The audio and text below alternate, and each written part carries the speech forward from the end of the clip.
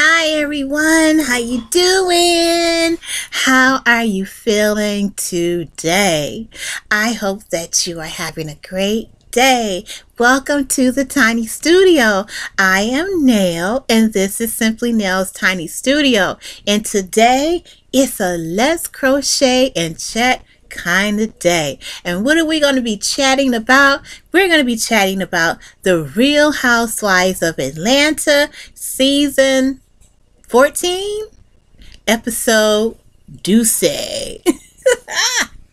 How you doing today? I hope that you are doing really well. I'm hanging out in my tiny studio doing a few things. I'm doing a little cleaning, little organizing, and I'm just going through some UFOs, some whips. I am thinking about the things I need to get started on and make a little progress with. And that's what's going on in the tiny studio. What's going on with you? What's happening wherever you are, your creative area, your crochet corner or knitting corner? What's going on over there? What type of UFOs are you going to be working on today? What type of works in progress do you have going on?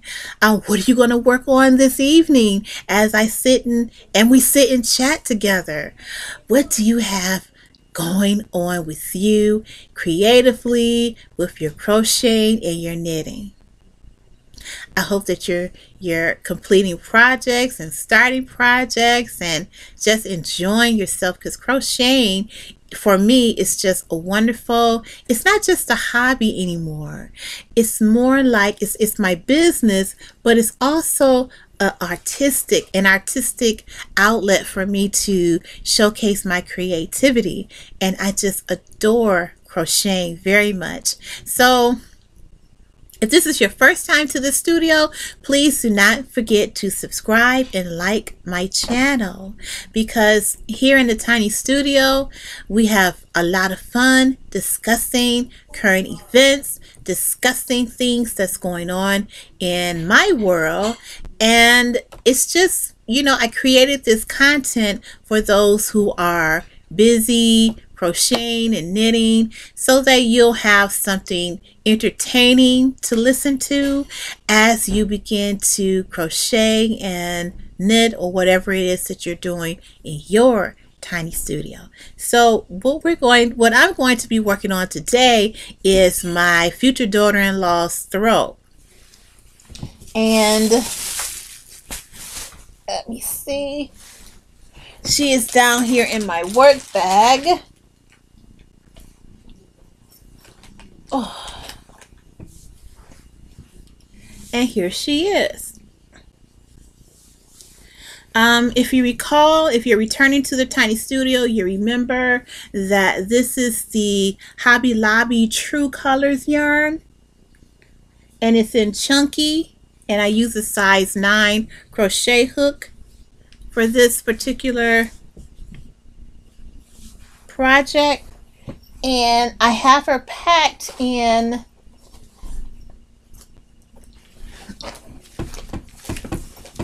a beautiful canvas crochet bag that I purchased from Hobby Lobby. And I purchased specifically to keep all of my project essentials.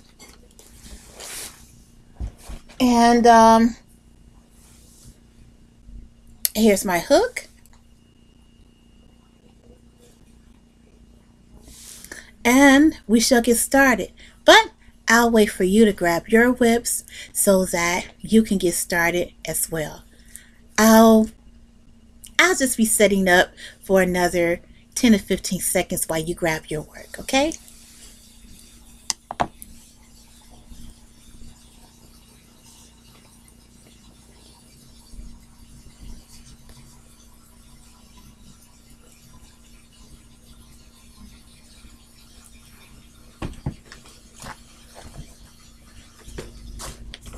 Alright, I'm grabbing my yarn bowl, and if you recall, my yarn bowl is actually my popcorn bucket that was a special edition release when Wonder Woman 84 came out. And I have two of these, so you know, why not put them to use, right? So I'm going to use that as my yarn bowl, and I'm going to drop my yarn into the bucket. All right, so if you recall, I'm working on a throw for my son and my future daughter-in-law, and they have a beautiful beautiful condo that they are residing in, and they commissioned me to create a throw for their living room. So this is going to be a black and silver throw, and here it is. I'm a freeform crocheter, so right now there are 3 different stitch patterns in this particular throw so far. And currently I am working on the moss stitch row, which is in black. And since I have some natural daylight going a little bit, I also have some lighting for filming. You know, this is the perfect time to work on or work with black yarn. So seems I need to finish one more stitch in this row, because you know what you don't want to do is you don't want to be in a situation where you're what? Dropping stitches, because child, that is not cool. You're dropping stitches, oh my God. You can cause some serious issues dropping a stitch. And that is not where I'm headed. I'm not trying to do that. And it's so, you know, it's so easy to do.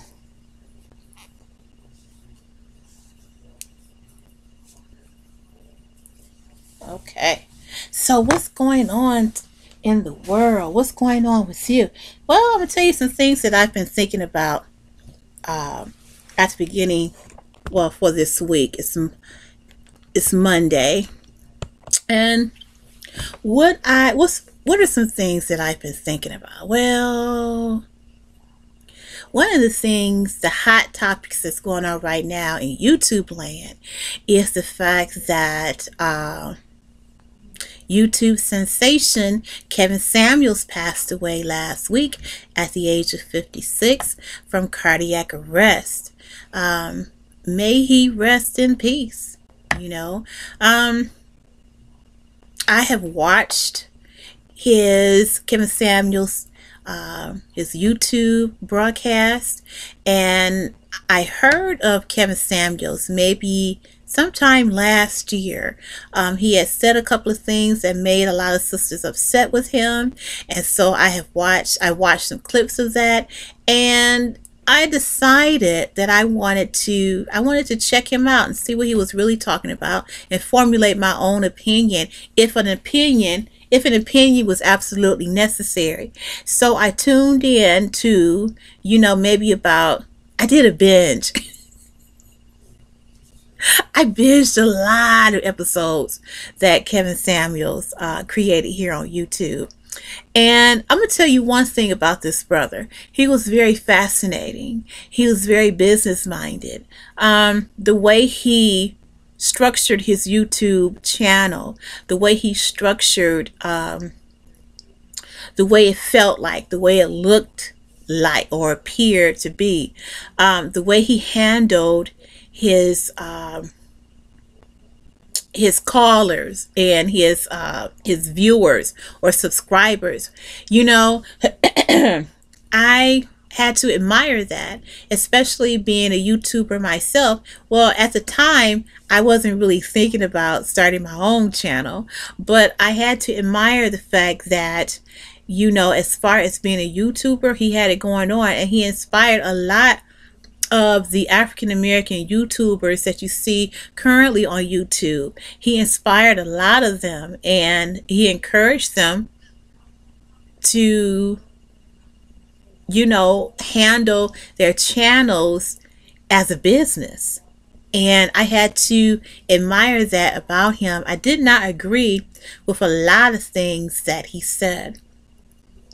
And I know that some things Kevin Samuels advised women and black women in general to do as far as dating and romance. I understand that even though I disagreed with some of the things he said, there were a few things that he did reiterate that I felt is important and that was true. And first of all, the most important thing that Kevin Samuels was trying to get across to people is like attracts like. If you want to attract a certain type of person to you, then you need to be that person. If you want to attract a person who is in a certain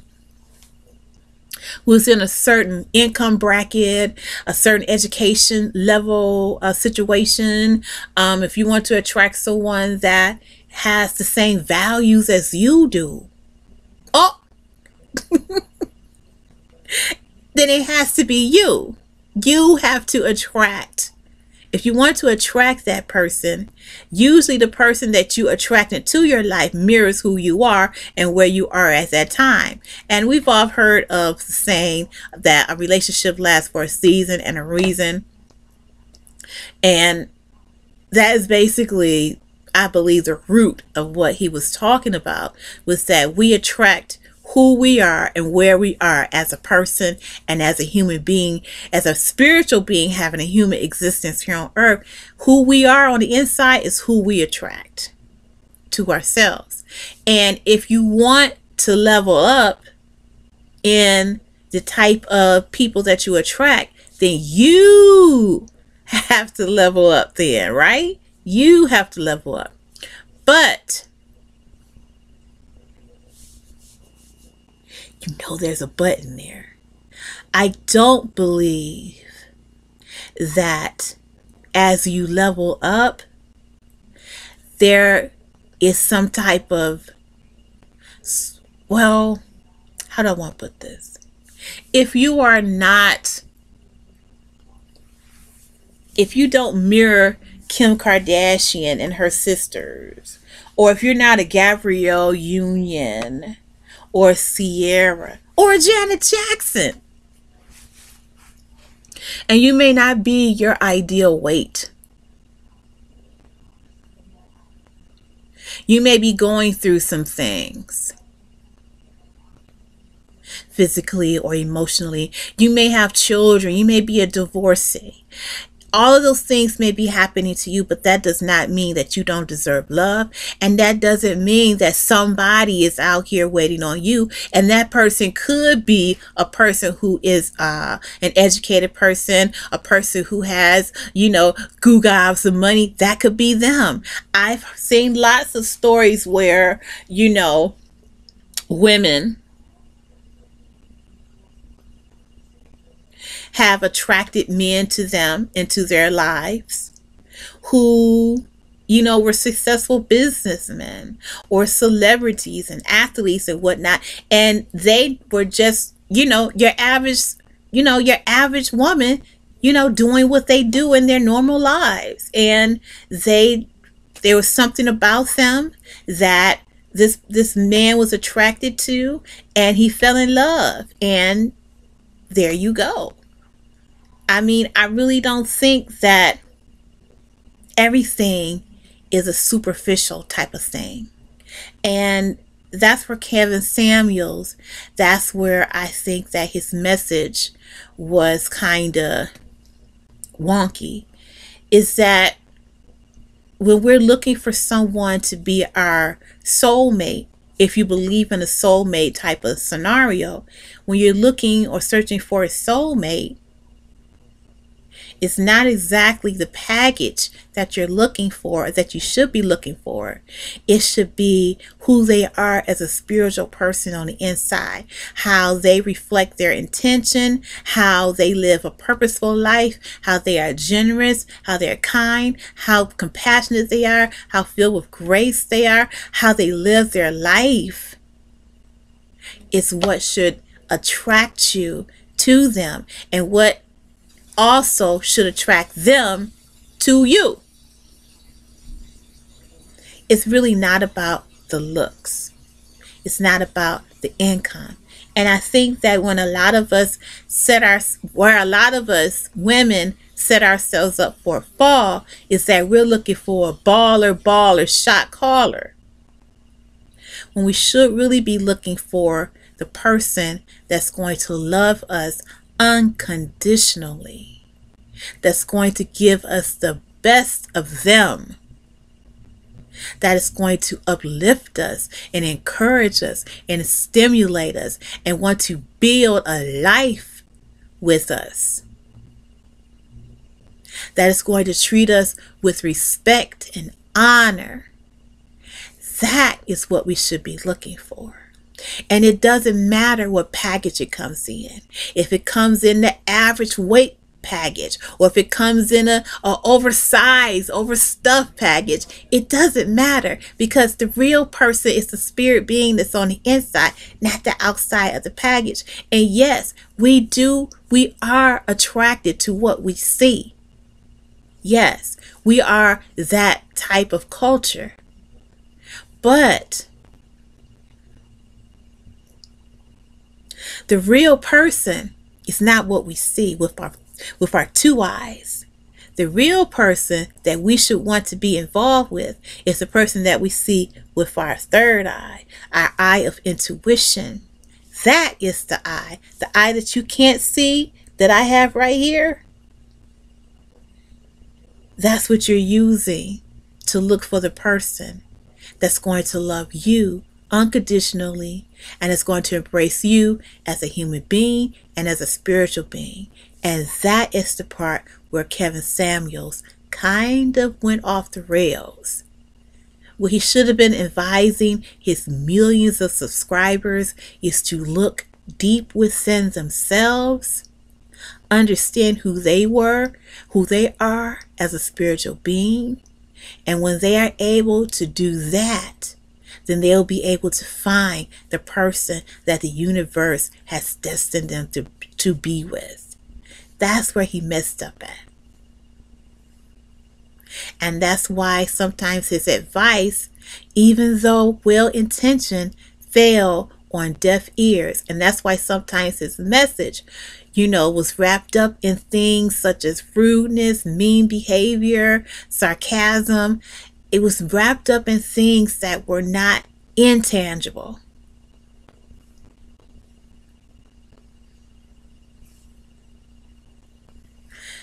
That's just a little something coming from me here in this tiny studio about Kevin Samuels. So anyhow, this video is a crochet and chat and a basic review of the Real Housewives of Atlanta. And let me just start off by saying that something is missing on the Real Housewives of Atlanta. Something is missing. I was watching last night and I realized that something is surely missing. And I can't put my finger on it just as yet.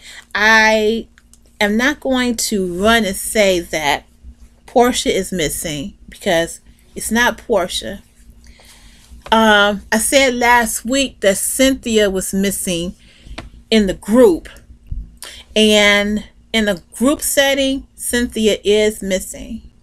But when I look at the ladies and their individual scenes with their families, or where they're doing a two-person scene, is something missing. And what I think is really missing is the authenticity. The reality is missing from this reality television program. And we're missing reality, and what we're getting is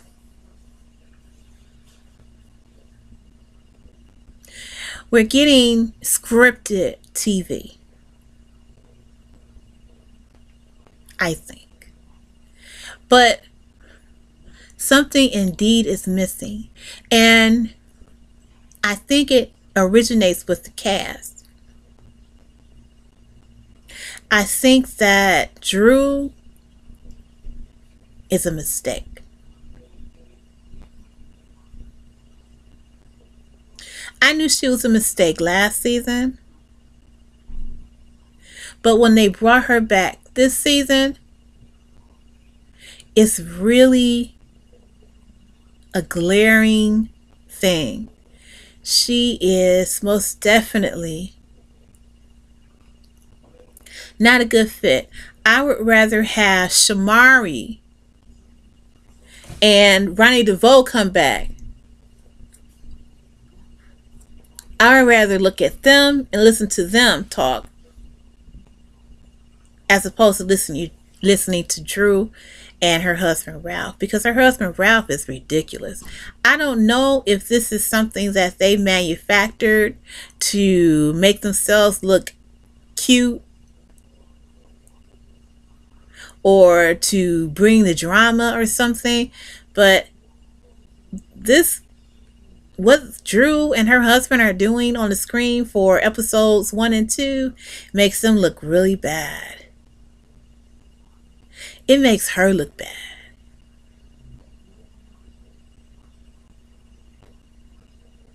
Positively bad. When your husband is gaslighting you, and the producers asked her, she said, well, I'm not being gaslit. No, he's not gaslighting me. And the producers asked her, well, do you know what the definition of gaslighting means? And she was, yeah, I think I do. But then when she pulled it up and she saw what the definition of gaslighting is, this light bulb appeared above her head.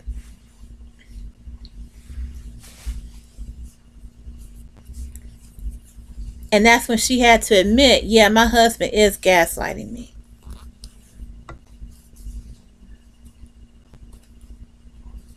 Yes, her husband, if this is real, Ralph makes Drew look like a big dummy. If this is real, if this is reality,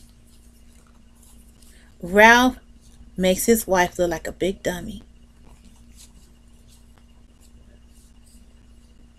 And that's sad, to have your husband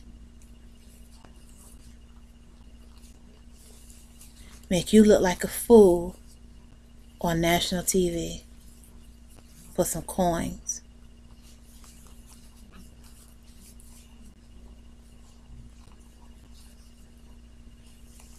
Candy and Todd are having some issues.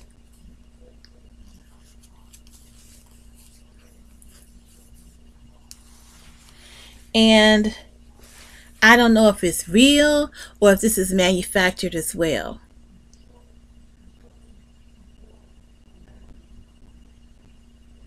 But it seems like, and even Candy would say this, that they're not on the same page. Candy has a lot of things going on business-wise with her career and being a restaurateur and a Broadway producer now. And she has a lot of things going on with her. Her career is really opening up wide, as a matter of fact. And Todd, he is doing some things, some restaurateur business is what he's up to, and some other things, I guess. But it seems like he and Candy are going in different directions. And she said something on that episode. She was saying that when they first got together, they did everything together. They were a package deal, which is understandable. But she said that, as time moved on, she and Todd started doing other things, which Todd was producing as well too. He was producing that show on, I think it was BET. It was a show about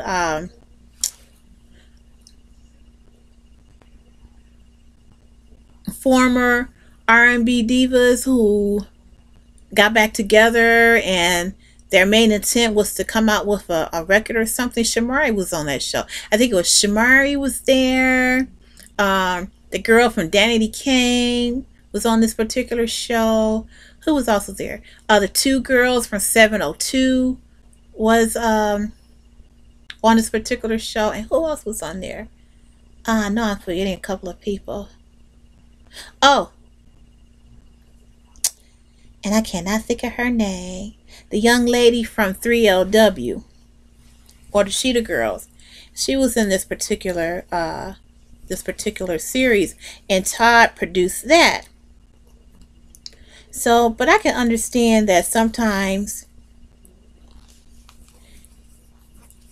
when you get married, you know, you're just fascinated with each other. You want to keep each other alive, keep the love alive. So you start entering ventures together so you don't have to be apart. But eventually, reality kicks in, and yes, depending on the career that your significant other is in or wants to pursue, it may take them into a different space, and you have to be prepared to move along with that.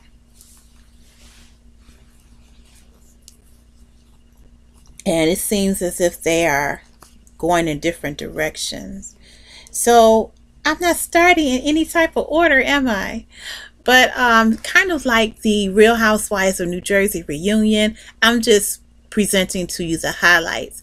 But it started, I believe the episode started with Sonia and her family, and we were introduced to her sister, and we come to find out that when Sonia moved to the Atlanta area, she brought with her her immediate family, along with her mother and father and her sister and brother-in-law and their two children. So she said there were 9 people living together in her home, and she wants them to live together for about a year to see if they would like to eventually move to the Atlanta area, which would be nice. It's always great to have your family, you know, living with you.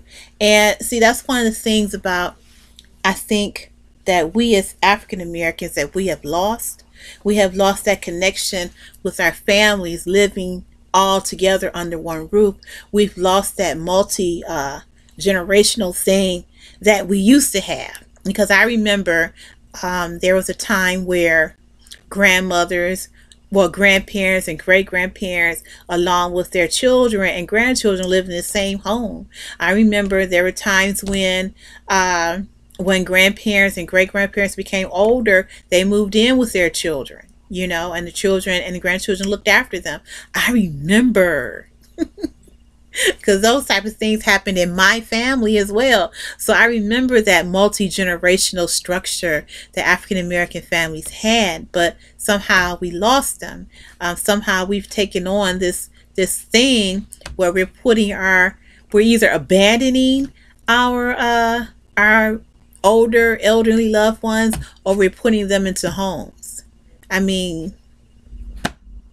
we've adopted a westernized philosophy in caring for our elderly, and we really need to get back to caring for our elderly the way we used to, because having those multiple generations in the home and accessible like that, it helps to raise the next generation. It helps to give the next generations, the grandchildren and great-grandchildren, that structure, that balance, that sense of history, that sense of family that they need to be inculcated with. You know, that they need to have pressed into their hearts and into their minds so that they have an idea on how to keep that going throughout time. So to see that Sonia had her mom and her dad living with her and her sister and brother-in-law, I thought that was kind of cool. They were getting into it about some meat patties that Sonia's mother had brought back from Jamaica. And obviously, you know, I've had some Jamaican beef patties before. They are absolutely delicious. So I do understand the argument. But we really didn't focus a lot on Sonia and her husband as a couple, as a unit in this particular episode. But Sonia's husband met up with Ralph and Todd at Blaze. And Todd asked Ralph, you know, hey, you know, Todd and Aaron, I think that's his name, right? Aaron. They both asked Ralph what was up with that assistant crap. And you know, Ralph did what he usually do. That I have yet to figure out what it is exactly. It's when he's really beating around the bush and telling the truth. That's what Ralph does. He beats around the bush and telling the truth.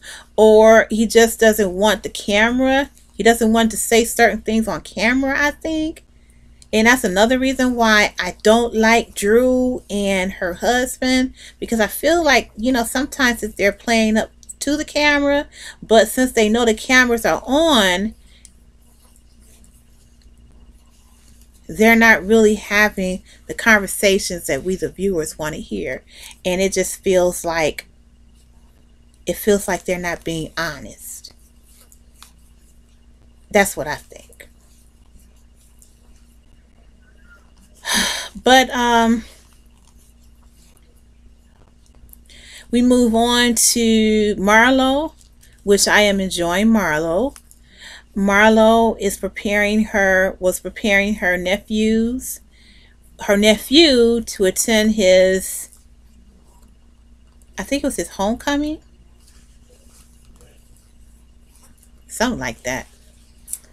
And I thought that was a cool thing to see her, you know, shopping and getting him together. And you know, she had a photographer there at the house for when he got ready to leave for homecoming. He just looks so adorable, and the kids are just growing up so fast. And she says she has 2 assistants in the home, a husband and wife couple, that help her, you know, navigate being a Muntie to her nephews, which is really cool because, you know, the husband of that assistant couple is really, it's good that she has a male figure in the home to be able to talk to her nephews, especially about things that are happening to them as far as becoming young men. And she said she had a situation where one of her nephews came to her about something about puberty wise, and she had to turn to her assistant and let him handle that, which is really cool. And so I enjoyed Marlo. She had a conversation with Candy.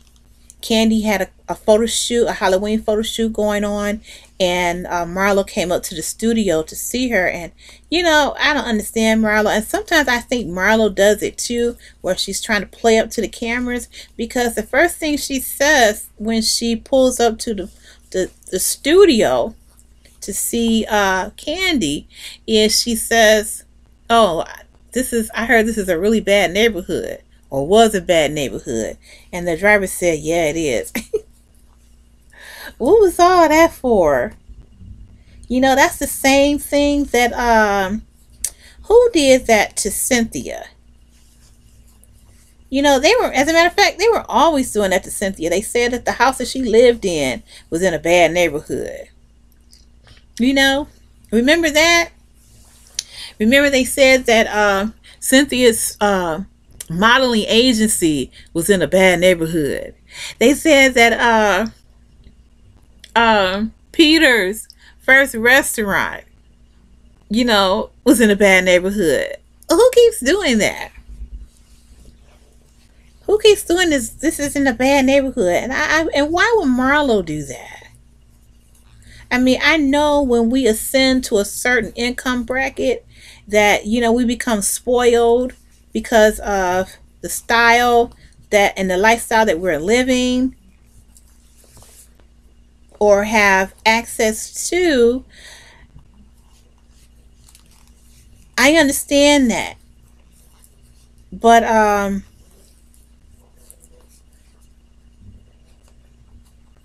I don't think that bringing attention to where Candy was working at and calling that neighborhood a bad neighborhood, I don't think that was right, especially to say it on camera like that. That's just wrong.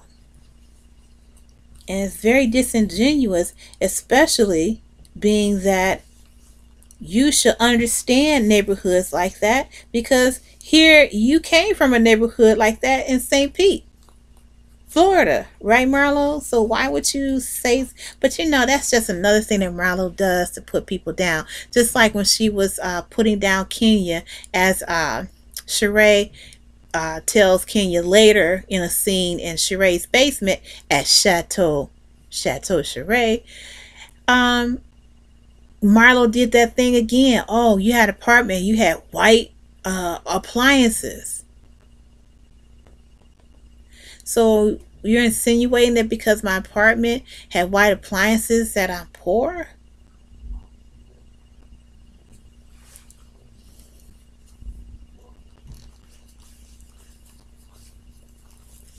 I didn't understand that. But anyhow, Marlo has a conversation with Candy, and she tells Candy that, hey, I have these boys and I need them to be able to see what a good, strong family unit looks like. And hey, Candy, you don't invite me over your house. What you need to do is you need to, plan something so that my boys can come over and hang out with you and Todd so that they can see what a real family life looks like, and so that they can, I guess, be around another black man, a successful black man.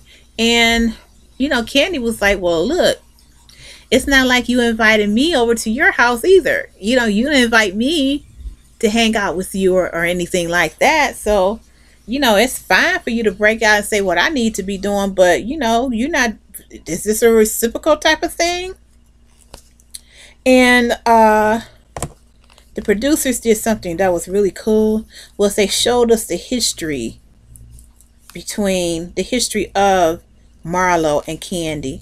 And I think that the history behind or between Marlo and Candy is that Marlo used to date one of Candy's cousins or godsons or something like that, they said. And that's how Candy knew Marlo. But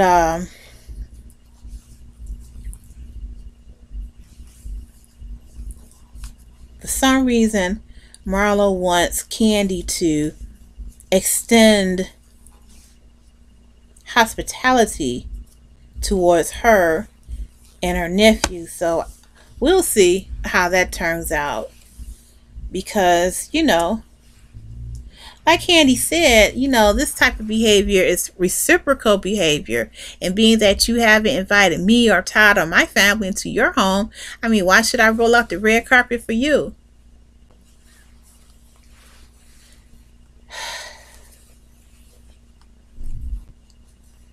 But then we have a scene with I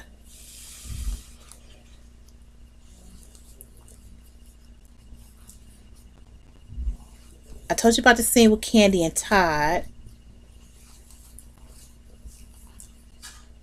And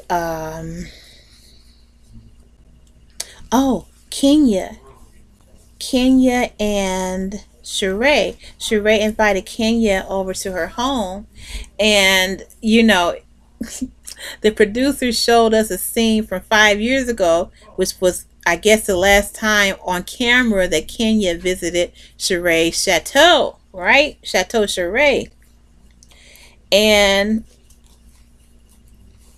the last time Kenya was there, she was hanging, she had snuck down into Sheree's basement, unfinished basement, and had made some cracks about it. But on this particular visit, 5 years later, Sheree got that chateau and that basement laid out. And even Kenya had to say bravo, because, you know, Sheree got that place laid out. It looks really, really good. I'm going to need another tour of Sheree's chateau. Let's be honest. I need another tour of that bad boy, because it did. That basement was laid out. But anyhow, Kenya and Sheree. Now, that was a scene that I liked. I enjoyed that scene because those were two women who are of a certain age, and they were having a conversation, and it was a progressive conversation, and I enjoyed it. Of course, there was some tea being spilled, the usual reality tea. Oh, you know, I heard that so-and-so said such and such and such and such and such about you. I just wanted to let you know, girl, give you a heads up that your assistant, you know, the assistant, that your assistant is also a shared assistant with Dum Dum Drew. And, you know, this assistant has spilled some tea over to Drew about you. And I just wanted to let you know, girl, that this is what's going on. That kind of tea. And I understand that these things happen to propel a storyline or an episode, but I've been watching Housewives for so many years that when I see this coming, it's annoying. It's really annoying. So Sheree said that she's going to have a conversation with Drew. And you know how that's going to rock. You know, already know that's going to be ridiculous, because, you know, Drew, she loves trying to get a sister together.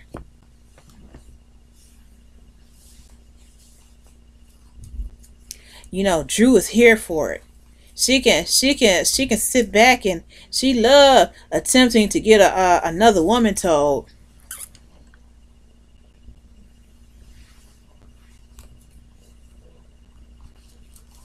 But when it come down to her trying to handle her husband, she can't seem to do that. And speaking of her husband, Ralph set up some type of date night thing, and you know, got her a dress, and had a nice dinner set up. But you know, that little area that he set up, I guess they was in some type of hotel or bed and breakfast or whatever that place was. They had candles and flowers everywhere. That was so tacky and ugly. It was ugly. I don't know did Ralph's assistant put that together? I mean, the assistant that he was supposed to fire, did she put that little thing together? Because it sucked. It sucked. Where was the design? And there's Drew. Oh, this looks so good. This is so cute. This is so beautiful. No, it wasn't. It was not beautiful, and it sure wasn't cute. It was terrible. It was like, who designed that? That's why I asked, did Ralph's so-called fired assistant put that together? Because it was tacky as hell.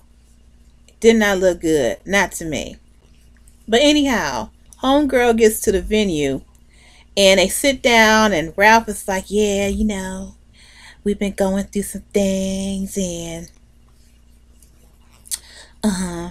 you know, I just want to, you know, let you know that I'm working on me. I'm doing this and that and the other, you know. And then Drew is like, yeah, you know, I like this, and I like to do this, and, you know, thank you. And this is what I like.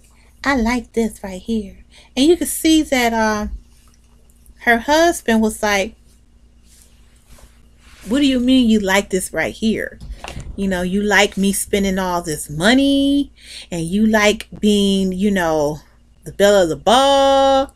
Is that what you like? Is that what you're talking about? And you could just tell how Ralph was looking at her. He was like, so you like material things, and that's what you want this marriage to be about? You know, I'm just, you know, guessing that maybe this is what he was talking about, but I don't know. But that's how he looked at her. He looked at her strange when she said, yeah, this is what I'm talking about, because they were eating lobster and something else or another, and wine or what have you. You know, and then the whole conversation derailed. And in my opinion, it derailed because of Drew.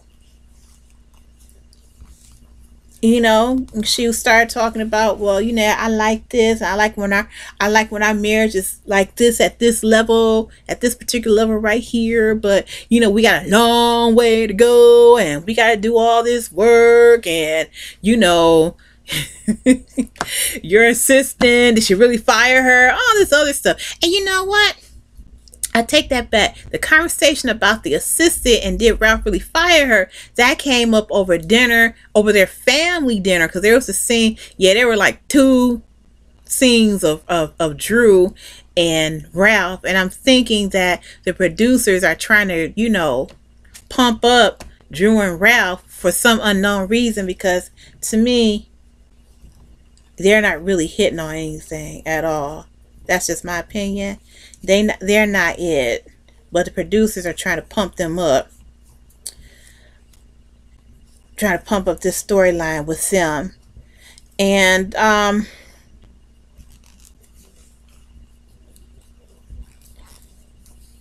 just felt like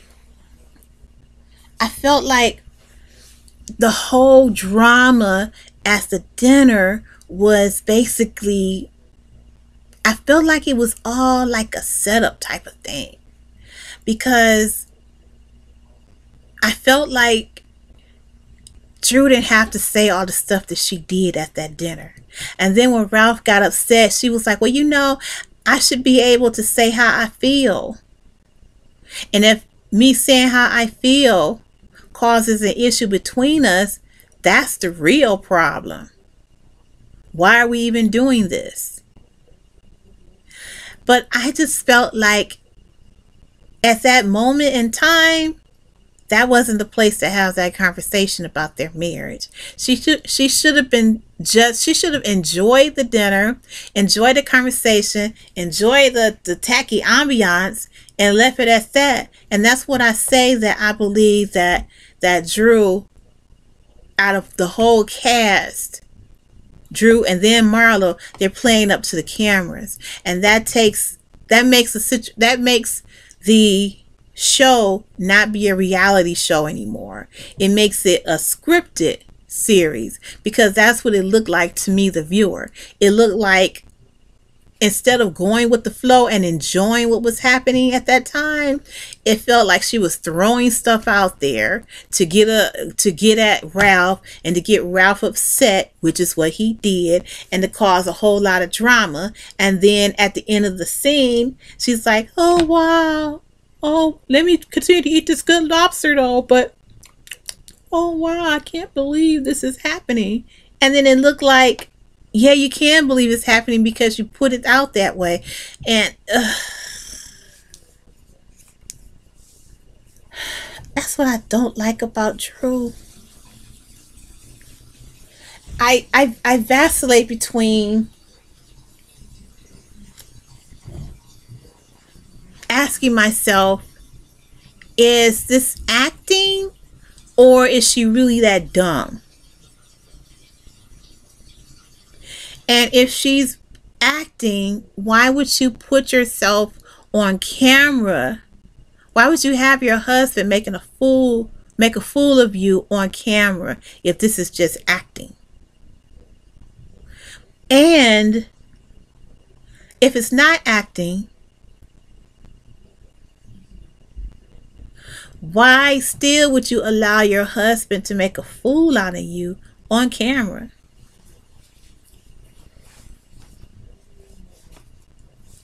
And I want to say this to everyone that's married, getting married. Here's some advice. Yes, being in a relationship is hard work. Yes, a marriage is something you have to work at every single day. You got to work at it because it's a relationship. But if you find yourself putting in overtime every day, you're talking about, okay, yeah, we're working on our marriage.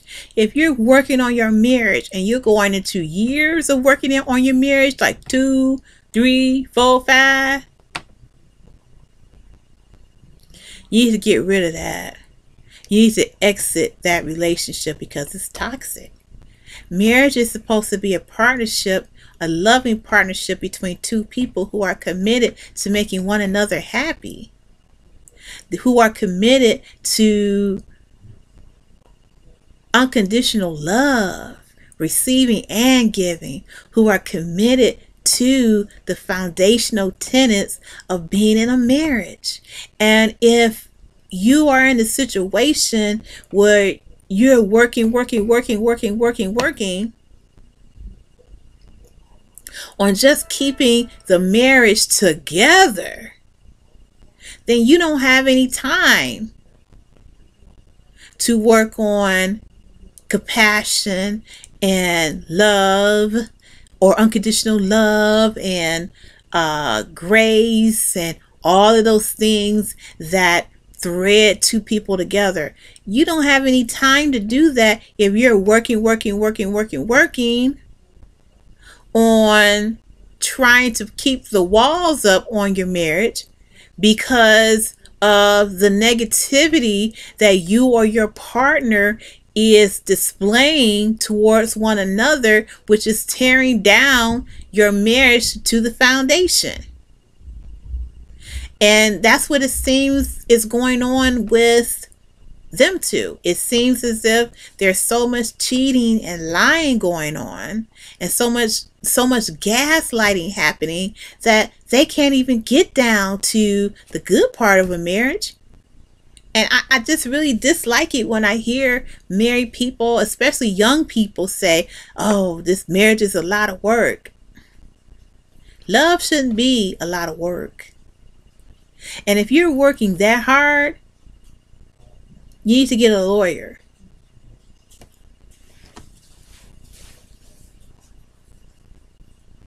I'm just saying. And Ralph and Drew, if this is acting, bravo. As Kenya said, bravo. Both of you. Fantastic. But if this is real life, call Kenya and see if you can use her lawyer. See if you can hire or retain her lawyer. Or call Sheree. Ask her for a good lawyer. Because you need one. Because that marriage to me is toast. Plain old toast. But that is, or was, last night's episode of the Real Housewives of Atlanta. And as I said,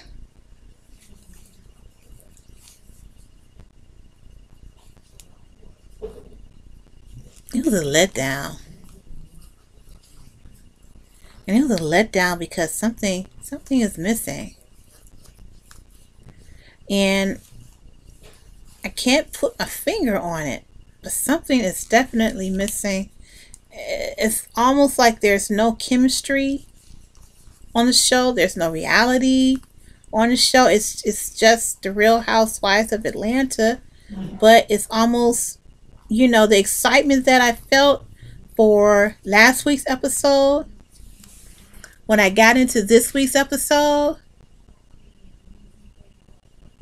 by the time we got into at the halfway point,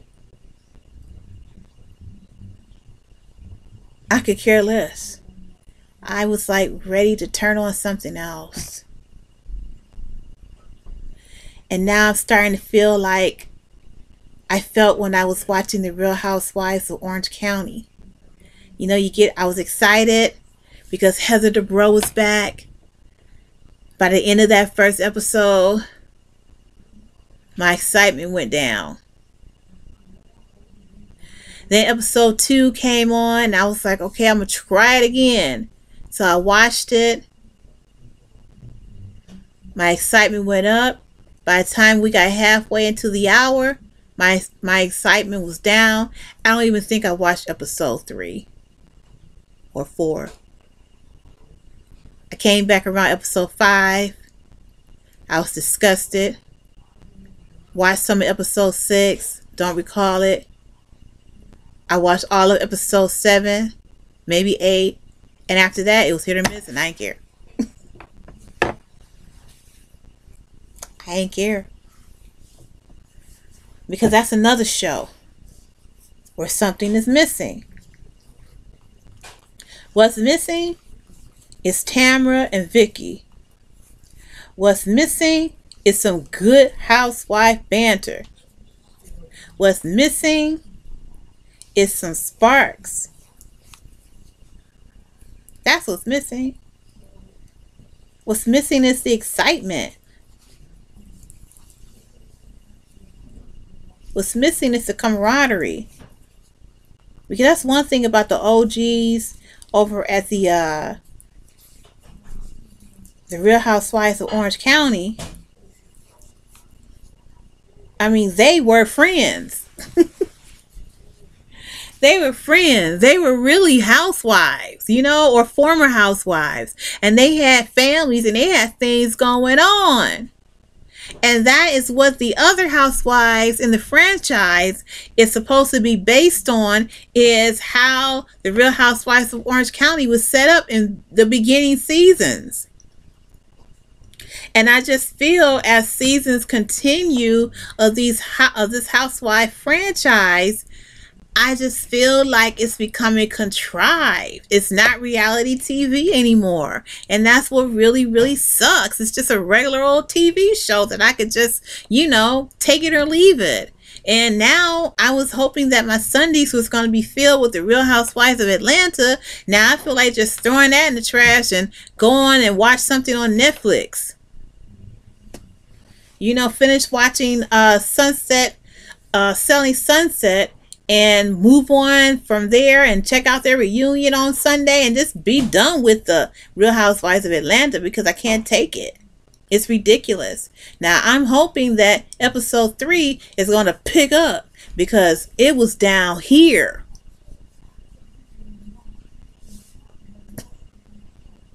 For episode 2. Doozy. Down. We got to pick it back up. And if not, unfortunately, this show is going to have to be overhauled, or it's going to be canceled like Dallas over there. Because I'm not feeling it.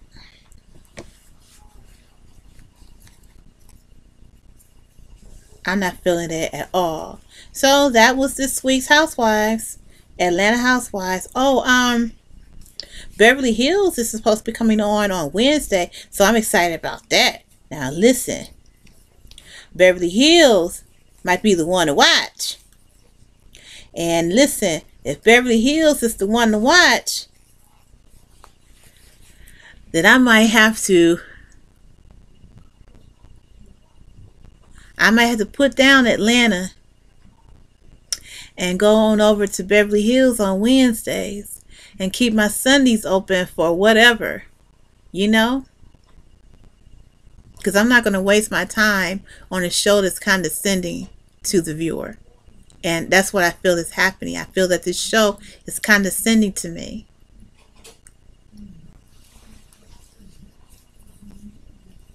And guess what? I'm the viewer, and I don't have to put up with that. Not one bit. So thank you so much for hanging out with me in the tiny studio today as I worked on my son's and my future daughter-in-law's throw. I am working on the moss stitch, and I'm thinking that when I finish the moss stitch, I'm going to go back to maybe the seed stitch or the star stitch. We'll see.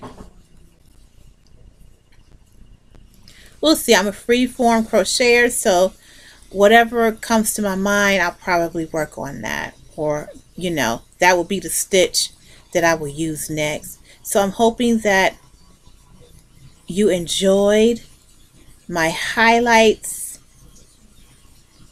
of the Real Housewives of Atlanta. And what do you think? I mean, did you like this episode? Did you like it? Were you disappointed? Do you feel like me when I say that there's something missing? And if you feel like there's something missing like me and you agree with me, what do you think is missing exactly? Drop down in the comment section and let's talk about it. So if you haven't already subscribed to my channel, please go ahead and do so. And don't forget to press that like button.